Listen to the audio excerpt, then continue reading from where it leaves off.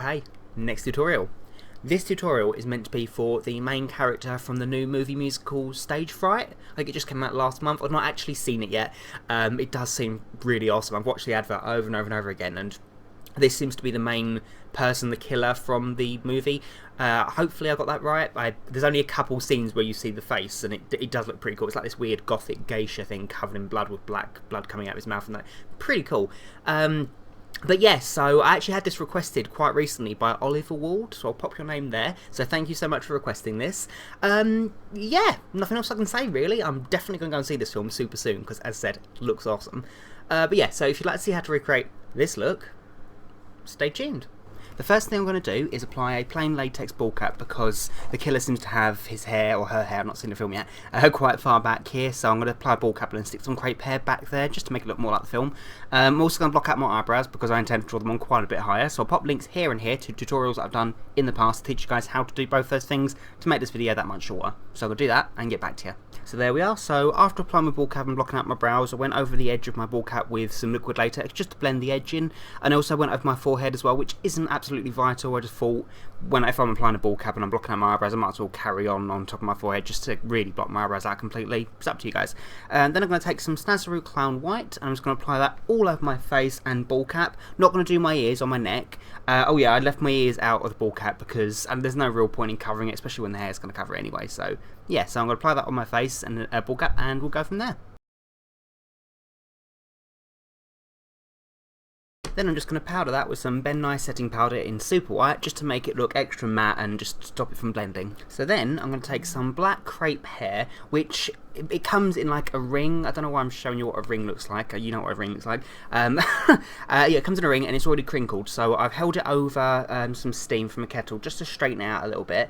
And I'm going to work in nothing too much longer than that. And I'm going to use some Pro Stick to stick it down. You could use some Spirit Gum. It doesn't really matter for this type of thing because they're both equally as strong when it comes to applying hair. The only difference when you use that to apply ball caps and prosthetics. So yeah, but I'm going to use it because I've got it to hand. So I'm going to apply a layer of Pro Stick in like a halo shape just around the back of the ball cap here, and I'm going to work in layers starting at the back and then move it forward ever so slightly and probably stop about there, just further back where your natural hairline is.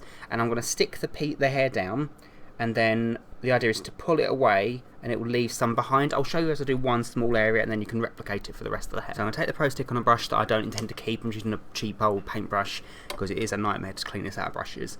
I'm just going to apply it. I'm going to start around here, I think. Yeah. And after a couple of seconds it started to go tacky. I'm just going to take my hair. I'm just going to cut vertically, horizontally across, just staggering it a little bit.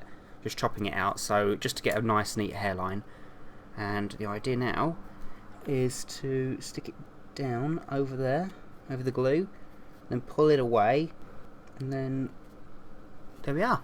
So that's one sprig done. So then it's just a case of doing exactly the same again, all the way along in a row until you get to the front line here. You haven't really got to worry about just how too neat it is until you get to the main hairline, to be honest.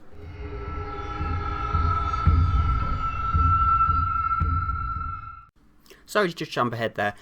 Once I had finished laying about 3 layers of hair so it's nice and thick, I took some black hairspray and just sprayed along the hairline just to blend it in a little bit because there seems to be a kind of gradient towards the back of the head. So yeah, then I'm going to take some black Snazaroo watercolour and I'm going to use that to paint on my eyebrows, the mouth area and the eye shape. So I think I'm going to start on the eyes, yeah, because I can get a rough idea of where the eyebrows are going to go. Now it's all very geisha, it's all very pulled up and yeah, very neat lines, no blending whatsoever. So I'm just going to paint that on really slowly with a fairly stiff brush just so I know exactly so I can get the perfect shape. Just try and make it as neat as possible without any blending, so it's a neat straight edge.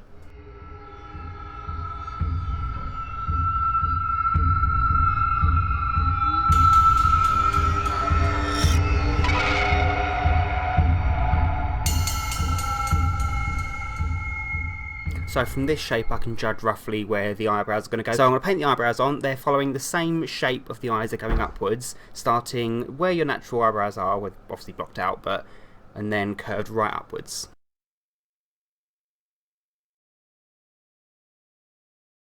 Then using the same black watercolours I'm going to create the 2 tiers. I'm not going to do them as I usually do them. I'm not going to let them just fall down on their own because they need to be fairly symmetrical. So I'm going to try and paint them on as a droplet so bigger at the bottom and getting smaller towards the top, very centred with the eyes. So the best way to figure out the centre is just to look straight into a mirror and then just start right in the centre where your pupils are, following it downwards.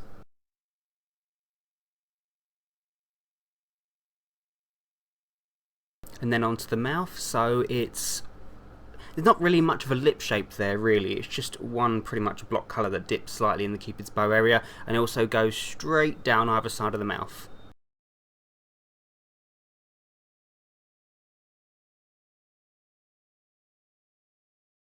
Then without making it too neat, I'm just going to take the same brush I was using for the black, I'm just going to add a few drops of water in there, just going to drop them just about on the corner of each lip just to messy up the lines a little bit and make it look just like it. Well, it seems like he's dribbling this black, gross, bloody stuff, so yeah. I'm going to do the same method again to the middle, but this time not using as much water because I want it to trickle down, but only halfway.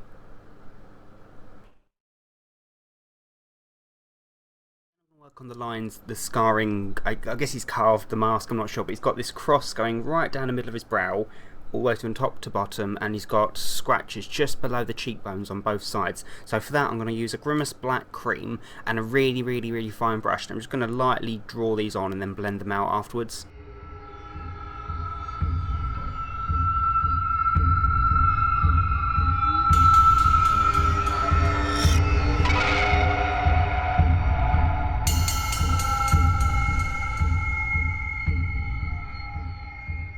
Then I'm just going to take a new brush, and where I've drawn all these lines, I'm just going to start tapering each of the lines out with no extra colour. I'm just going to go along it and gently buff it so it looks more like a shadow.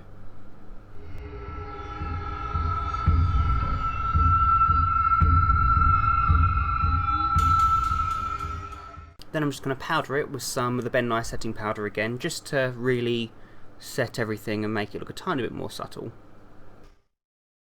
Take a MAC carbon eyeshadow, which is their black, and I'm just going to shade a tiny bit with a large fluffy brush just underneath my cheekbones, just to give a bit more of a, well, just to enhance the cheekbones really. I don't know what I was going for there. Then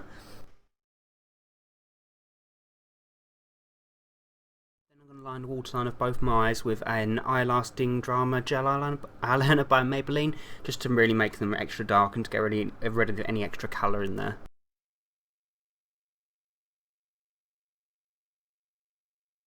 Then I'm just going to take that black cream again, I'm just going to shade lightly down the sides of my nose here, but I'm going to draw it off really sharply just before I get to the tip of my nose, just to make the nose look really thin and really pushed upwards.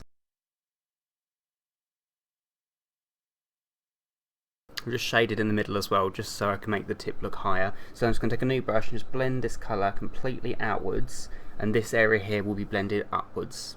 Yeah.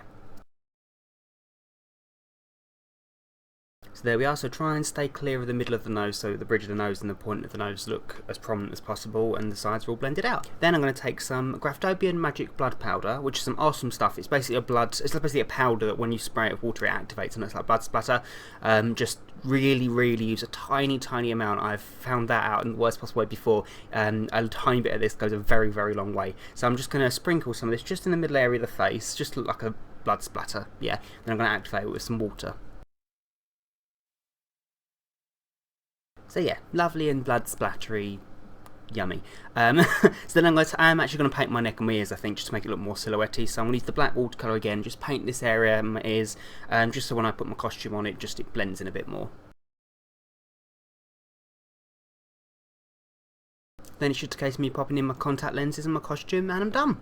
And there we go. So I finished the look off by popping on just a quick roby dealy, just a generic robe. Popped in 2 black sclera lenses, which I always do lately whenever I want the eyes to appear like a mask, just to think it looks more interesting. Because as you know, I don't like looks where you have to have your eyes closed for the look to work. So yeah, these are from eyesbright.com. The lenses aren't completely vital, they're just, I think they add a little bit extra something. Now, can you always use just regular small black lenses if you wanted to. And obviously you need a knife as well to complete the look, otherwise you're not a stabby, slashy killer, are you? So I don't know how about that. I would be the campiest villain ever, just like, meh. And there is one more thing you can do to complete the look. If you use a couple drops of black food dye in your mouth, it does taste gross, but it's really effective, trust me. You do get the effect that it would have in the film, or the character has in the film, with the black teeth and the black tongue, the black mouth. It just looks super gross, but yeah, I'm actually going to do it at the very end of this video for the introduction, just because it tastes minging, and if I talk a bit of my mouth, it will just look gross, I think. So I'm going to do it for the introduction. But yeah, so thank you guys so much for watching. I really hope you enjoyed it. If you like it, please make sure to, the usual rate, comment, subscribe, and all that jazz, because it really helps me out. And yeah, so until next time, bye.